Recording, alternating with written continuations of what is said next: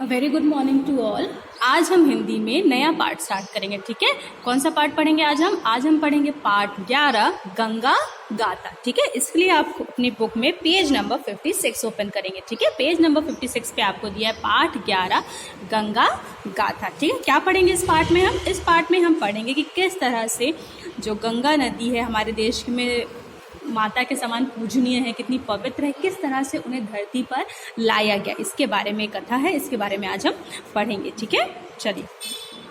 प्रकृति ने मानव को बेहतर जीवन जीने के लिए कई अनमोल उपहार दिए हैं, उनमें से ही एक है नदी। अब जो प्रकृति है, जो नेचर है, उसने इंसान को अपनी ज़िंदगी अच्छे तरीके से जीने के लिए, बेहतर तरीके से जीने के लिए बहुत सारे उपहार दिए हैं। हमें पेड़ दिए हैं, नदियाँ दी हैं, हमें बहुत सारे उपहार दिए हैं ताकि हम अपनी ज़िंदगी को अच्छी तरीके से जी सकें। उन्हीं में से एक उपहार है नदी, ठीक है।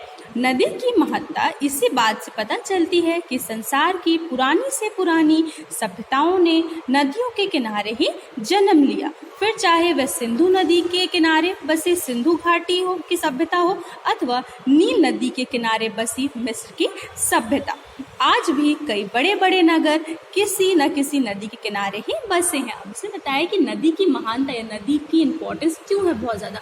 तो नदी की इम्पोर्टेंस हम इसी बात से समझ सकते हैं कि पुरानी से पुरानी सभ्यताओं में भी ये चीज़ पाई गई है कि जो मनुष्य थे वो किसके किनारे जाके बसे, नदी के किनारे जाके बसे। क्योंकि नदी के किनारे बसने से क्या हुआ, उसको पेड़ पौधे उगाने में सहूलियत थी, खाना बनाने के लिए पानी उसको बहुत ईजिली मिल जाता था, पीने के लिए पानी ईजिली मिल जाता था। इससे जो उस समय की सभ्यताएं थी, जितनी भी सभ्यताएं थी, वो किसके किनारे जाके बसी, नदियों के किनारे जाके बसी। ये हम देख सकते हैं कि हमारे सिंधु घाटी की जो सभ्यता सबसे पुरानी सभ्यताओं में से एक है, वो भी कहाँ जाके बसी, सिंधु नदी के किनारे जाके बसी। नील नदी के किनारे कौन सी सभ्यता बसी, मिस्र सभ्यता बसी। तो इससे हम ये चीज़ देख सकते हैं कि इवन आज के समय पे भी जो बड़े से बड़े शहर हैं वो किसके किनारे बसे हुए हैं, किसी न किसी नदी के किनारे बसे हुए हैं, ताकि उनकी डे टू डे लाइफ की जो ज़रूरतें हैं वो नदी के पानी से पूरी हो सके। अब भारत में सबसे बड़ी, सबसे लंबी व बड़ी नदी गंगा है, जो उत्तर भारत के विशाल मैदानों में बहती है। इसकी कुल लंबाई लगभग 2510 किलोमीटर है। क्या है, अब भारत में भी बहुत सी नदियां पाई जाती हैं, कावेरी, गंगा, ब्रह्मपुत्रा, बहुत सी तरह की नदियां पाई जाती हैं। तो उनमें से जो सबसे लंबी और सबसे बड़ी नदी है वो नदी है गंगा नदी, ठीक है। इसकी जो पूरी, अगर आप ये उत्तर भारत के विशाल मैदानों से बहती हुई आती है और इसके अगर कुल लंबाई आप नापने की कोशिश करेंगे तो ये लगभग 2510 किलोमीटर है। इसके किनारे उत्तर भारत के कई बड़े व ऐतिहासिक नगर बसे हुए हैं। उत्तर भारत का विशाल मैदान गंगा की गोद से ही बनकर तैयार हुआ है। अब क्या है, जो गंगा नदी है वो उत्तर भारत के विशाल मैदानों से बहती हुई आती है। तो बहुत सारे जो बड़े बड़े ऐतिहासिक शहर हैं वो किसके किनारे बसे हुए हैं, गंगा के ही किनारे बसे हुए हैं। यहाँ मिट्टी इतनी उपजाऊ है कि अनाज, फल फूल व सब्जियां असंख्य किस्म यहाँ पैदा की जाती हैं। अब क्या है, गंगा जिस जिस नदी क्षेत्र से बहती हुई जाती है, जिस मैदान से बहती हुई जाती है, उस पूरे मैदान को कैसा बना देती है, बहुत ज़्यादा उपजाऊ बना देती है, बहुत फर्टाइल बना देती है कि वहाँ पे आप जो भी अनाज लगाएंगे, जो भी फल सब्जियां लगाएंगे, वो बहुत असंख्य मात्रा में पैदा होती है। बहुत असंख्य मात्रा में जो किस्में हैं फूलों की, फलों की, सब्जियों की, वो यहाँ पे उगाई जा सकती है, क्योंकि ये क्या करती है, वहाँ की मिट्टी को बहुत ज़्यादा उपजाऊ बना देती है। गंगा की कई सहायक नदियाँ हैं, जैसे गोमती, गंडक, कोसी, सोन, घाघरा आदि इसके क्षेत्र का विस्तार करती हैं। कानपुर, पटना, इलाहाबाद, बनारस, कोलकाता आदि बड़े बड़े नगर गंगा के किनारे ही बसे हुए हैं। अब जो ये गंगा नदी है, इसकी बहुत सी सहायक नदियां हैं जो इसमें आकर मिलती हैं, जैसे गोमती नदी, गंडक नदी, सोन नदी, कोसी नदी, घाघरा नदी। ये कुछ ऐसी नदियां हैं जो गंगा की क्या हैं, सहायक नदियां हैं। और बहुत जो गंगा को क्या करती है, उसको क्षेत्र को, जो गंगा का जो पूरा किलोमीटर जो क्षेत्र है उसके विस्तार में इसकी सहायक बनती है। बहुत से क्षेत्र हैं जैसे कानपुर, पटना, इलाहाबाद, बनारस, कोलकाता, ये बड़े बड़े जो शहर हैं ये गंगा के किनारे ही बसे हुए हैं, ठीक है। अब ऐसा माना जाता है कि गंगा प्राचीन काल में धरती पर थी ही नहीं। क्या माना जाता है? ऐसा माना जाता है कि पुराने समय पे जो गंगा थी वो धरती पर थी ही नहीं, बल्कि इसे स्वर्ग से ही लाया गया था। क्या किया गया था? इसे स्वर्ग से धरती पर लाया गया था। एक कथा के अनुसार, एक पुरानी कथा है कि प्राचीन काल में भगीरथ नामक एक महान भारतीय राजा हुए, जिनके पूर्वज को यह श्राप था कि जब तक गंगा इस धरती पर आकर उनकी मृत देहों को नहीं छुएंगी तब तक उन सबको मुक्ति नहीं मिलेगी। क्या कहानी है? एक बहुत पुरानी कहानी है कि प्राचीन काल में एक भगीरथ नाम के क्या थे, भारतीय थे, जिनके पूर्वजों को क्या मिला था? श्राप मिला था। श्राप ये मिला था कि जब तक गंगा नदी खुद आके उनके पूर्वजों के मृतदेह को स्पर्श नहीं करेंगी, छुएंगी नहीं, तब तक उनके पूर्वजों के मृतदेह को क्या नहीं मिलेगी? मोक्ष नहीं प्राप्त होगा, मुक्ति नहीं मिलेगी। भगीरथ ने गंगा अवतरण के लिए कई वर्षों तक कठोर तप किया। तब ब्रह्मदेव ने प्रसन्न होकर गंगा को धरती पर बहने की अनुमति दी। क्या हुआ? अब क्योंकि भगीरथ जो थे उनके पूर्वजों को श्राप मिला था, तो अपने पूर्वजों के श्राप को से मुक्ति दिलाने के लिए भगीरथ ने क्या किया? गंगा जी के लिए बहुत ही कठोर तप किए, ताकि गंगा क्या कर सके? जमीन पे आ सके, धरती पर आ सके। जब उन्होंने बहुत कठोर तप किया, तपस्या की, तो उनकी तपस्या से खुश होकर जो भगवान ब्रह्मदेव थे वो प्रसन्न हुए और उन्होंने उनको आशीर्वाद दिया कि गंगा कहाँ आएंगी? धरती पे अवतरण लेंगे, धरती पर वो आ जाएंगी। तो फिर क्या हुआ उसके बाद? भगवान शंकर ने स्वर्ग से उतरती गंगा के प्रलयकारी प्रवाह को अपनी जटाओं में संभाला। अब क्या हुआ? जो गंगा नदी थी, जैसे वो स्वर्ग से धरती की तरफ उनका प्रवाह होने लगा, धरती की तरफ वो बहने लगी, तो उनकी जो प्रवाह की जो उनकी धाराएं थी वो क्या थी? बहुत प्रलयकारी थी। यानी जो उनकी बहाव था वो इतना ज़्यादा, मतलब ऐसा बहाव था कि हर चीज़ को क्या कर देता? नष्ट कर देता। बहुत तेज प्रवाह था उनकी धारा का। तो क्या किया कि धरती कोई चीज़ नष्ट ना हो जाए, धरती ना नष्ट हो जाए, इसलिए जो भगवान शंकर थे उन्होंने क्या किया? गंगा के प्रवाह को शांत करने के लिए उन्हें अपनी जटाओं में बांधा और फिर उनकी जटा से वो क्या हुई? गंगा निकलकर धरती पर गंगा नदी ने अपने कदम रखे।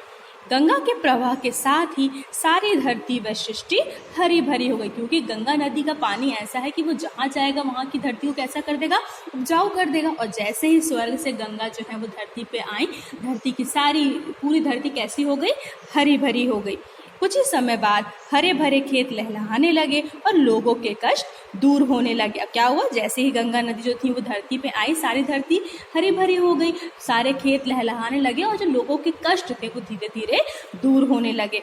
भगीरथ को आज भी गंगा को धरती पे लाने के लिए याद किया जाता है। इसी कारण गंगा को भगीरथी नाम से भी जाना जाता है। अब क्या है? क्योंकि जो राजा भगीरथ थे उन्होंने बहुत कठोर तपस्या करके गंगा को धरती पे लाया था, इसलिए गंगा नदी को भगीरथी नाम से भी जाना जाता है। गंगा का उद्गम हिमालय के अत्यधिक ऊंचाई वाले जिस स्थान से होता है उसे गौमुख कहते हैं। इस क्षेत्र को गंगोत्री भी कहा जाता है। अब जो ये गंगा नदी है, इनका उद्गम कहाँ से इनका मेन या जहाँ से ये निकलती हैं, तो गंगा नदी जो है वो हिमालय की अत्यधिक ऊंची एक चोटी है, जिसको क्या कहा जाता है? गौमुख कहा जाता है। वहाँ से गंगा नदी का प्रवाह होता है, निकलती है ये वहाँ से, और उस स्थान को गंगोत्री के नाम से भी जाना जाता है। आरंभ में तो यह धारा ट्यूबवेल से बहती है पानी जितनी ही होती है, लेकिन जैसे जैसे यह धारा आगे बढ़ती है, इससे हिमालय के विशाल ग्लेशियरों से धीरे धीरे सदैव पिघलते रहने वाली बर्फ का पानी मिलता जाता है। क्या है? जो मेन जगह है, जहाँ से प्रमुख जो जगह है जहाँ से गंगा की धारा निकलती है, वहाँ से अगर आप देखें तो गंगा की धारा कैसे से अपने घर में आप नल चालू करते हैं, नल से निकलेगा जो पानी में कुछ दूर धीमी धारा होती है, उस तरह से धारा दिखाई देती है। लेकिन जैसे जैसे गंगा की जो प्रवाह है, जो उसकी धारा है वो आगे की तरफ बढ़ती है, तो जो हिमालय के ग्लेशियरों की जो पिघलती बर्फ का जो पानी है वो इसमें मिलता जाता है और फिर गंगा की धारा कैसी हो जाती है? बहुत ही विशाल रूप धारण कर लेती है। हिमालय में गंगा का प्रवाह इतना तेज होता है कि उसे देखकर रोंगटे खड़े हो जाते हैं। अब क्या आता है कि क्योंकि पिघलते बर्फ का पानी भी इसमें मिल जाता है, तो वहाँ पे अगर आप हिमालय में गंगा का प्रवाह देखेंगे तो वो इतना तेज है कि आप उसको देखकर आपके क्या होंगे? रोंगटे खड़े हो जाएंगे। आप डर भी सकते हैं कि इतना ज़्यादा है। हिमालय के दुर्गम व ऊंचे नीचे पथरीले रास्तों से उछलती उगती गंगा जब हरिद्वार नामक विख्यात तीर्थ स्थल के पास पहुंचती है तो इसमें एक और बड़ी नदी की धारा आ जुड़ती है जिसे अलकनंदा के नाम से भी जाना जाता है। अब क्या होता है, हिमालय के जो दुर्गम स्थान है, ऊंचे नीचे रास्ते, पथरीले रास्ते, वहां से होती हुई गंगा नदी कहाँ आती है, वहाँ से होती हुई जो गंगा नदी है वो आती है हरिद्वार में, और हरिद्वार में इसमें एक और नदी जो है वो जुड़ जाती है जिसे हम बोलते हैं अलकनंदा नदी। क्या बोलते हैं, अलकनंदा नदी। ये क्या है, हरिद्वार में एक तीर्थ स्थल है, वहाँ पे ये अलकनंदा नदी पाई जाती है जो गंगा नदी में आकर मिल जाती है। ठीक है, दरअसल यहाँ तक गौमुख से आई धारा भागीरथी के नाम से जानी जाती है, किंतु जब इस भागीरथी में अलकनंदा भी आ मिलती है तब इसे गंगा कहा जाता है। अब जब गौमुख से जब गंगा की धारा आती तो उस समय से भागीरथी कहा जाता है, लेकिन जब ये हरिद्वार में आके अलकनंदा से मिल जाती है तब यहाँ पे इसे गंगा के नाम से जाना जाता है। ठीक है, फिर इस स्थान से कुछ पहले भागीरथी के जल प्रवाह को रोकने के लिए टिहरी बांध परियोजना बनाई गई है जो भारत की सबसे बड़ी जल परियोजनाओं में से एक है। अब क्योंकि भागीरथी की जो प्रवाह है, जो उसकी धारा की प्रवाह है वो इतनी तेज है कि बहुत से जंगलों को या घरों को नष्ट कर सकती है, तो उस प्रवाह को रोकने के लिए अलकनंदा से थोड़ी दूर पे एक बांध बनाया गया है जिसे टिहरी बांध कहा जाता है, जिससे इसकी धारा को रोकने के लिए बनाया गया है। यह जल परियोजना के लिए भारत सरकार ने इसे बनाया है। हरिद्वार वह स्थान है जहां गंगा पर्वतों को पीछे छोड़कर विशाल मैदानों में प्रवेश करती है। इसी स्थान पर विश्व प्रसिद्ध कुंभ का मेला लगता है। हरिद्वार के बाद यह कानपुर से होती हुई इलाहाबाद पहुंचती है। इलाहाबाद जिसे प्रयाग के नाम से भी जाना जाता है, एक महत्वपूर्ण स्थान है। यहाँ गंगा में यमुना नदी का जल प्रवाह आ मिलता है, इसे संगम भी कहते हैं। वैसे तो यहाँ त्रिवेणी यानी 3 नदियों का संगम कहा जाता है, किंतु यमुना व गंगा के अलावा तीसरी नदी के रूप में जाने जाने वाली सरस्वती अब विलुप्त हो चुकी हैं।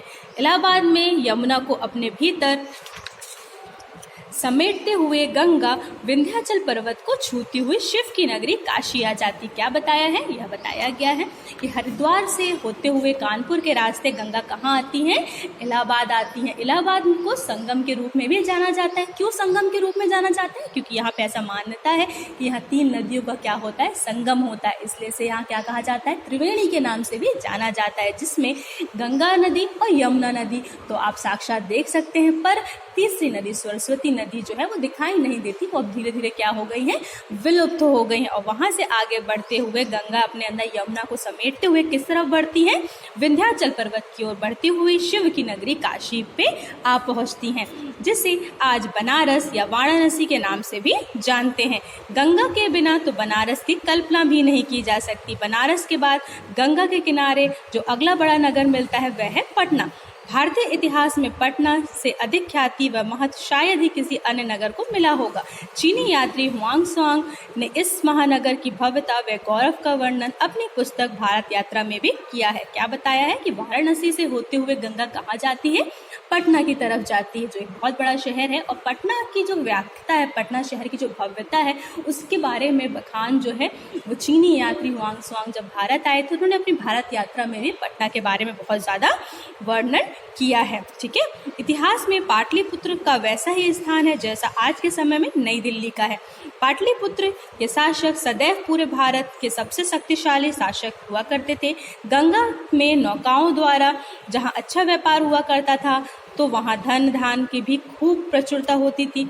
इसके अतिरिक्त लोहे की प्रचुरता से भी यह नगर अस्त्र शस्त्रों, वाहनों, भवनों, राजमार्गों आदि निर्माण वह प्रबंध के अन्य राज्यों से भी कई गुना आगे था। क्या था, अब जो भारत जो पटना है, दिल्ली है, जहाँ जहाँ गंगा नदी का प्रवाह होता है वह सारे राज्य धन्य धान से, पैसों से, हर चीज़ों से क्या थे, परिपूर्ण थे, प्रचुर थे, क्योंकि वहाँ हर चीज़ अच्छी मात्रा में पाई जाती थी।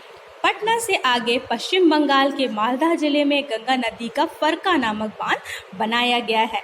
यहाँ से गंगा 2 धाराओं में विभाजित हो जाती है। एक धारा पूर्व की ओर बढ़ती हुई पड़ोसी देश बांग्लादेश में प्रवेश कर जाती है, जिसे पद्मा नाम से जाना जाता है। वहीं दूसरी धारा दक्षिण पूर्व की ओर बढ़ जाती है, जिसके किनारों पर ऐतिहासिक नगर कोलकाता बसा है। इस धारा को हुगली नामक से जाना जाता है। कोलकाता से कुछ आगे ही यह समुद्र में जा मिलती है। यह स्थान स्थान गंगा सागर के नाम से विख्यात है। क्या हुआ है, पटना से बढ़ते हुए जो गंगा नदी है वो पश्चिम बंगाल के मालदा जिले में जाती है, जहाँ गंगा जो है वो दो भाग में विभाजित हो जाती है। गंगा की जो धारा है वो दो भाग में विभाजित होती है। एक धारा पूर्व की तरफ जाती है जो बांग्लादेश में पद्मा के नाम से जानी जाती है, और एक धारा जो है वो कोलकाता नदी में आती है जिसे हुगली के नाम से जाना जाता है। हुगली से होते हुए गंगा नदी की जो धारा है वो सागर में जा मिलती है, जिस स्थान को गंगा सागर के नाम से जाना जाता है। ठीक है, तो आज हमने क्या पढ़ा, आज हमने पढ़ा है पाठ 11 गंगा की गाथा, जिसमें हमने पढ़ा कि किस तरह से गंगा नदी को स्वर्ग से धरती पे लाया गया और किस तरह से वो गौमुख गंगोत्री से होते हुए गंगा सागर में जाकर मिलती है। उसकी पूरी यात्रा हमने इस चैप्टर में पढ़ी। अगली क्लास में हम इस चैप्टर के प्रश्न उत्तर कॉपी में लिखेंगे। ठीक है।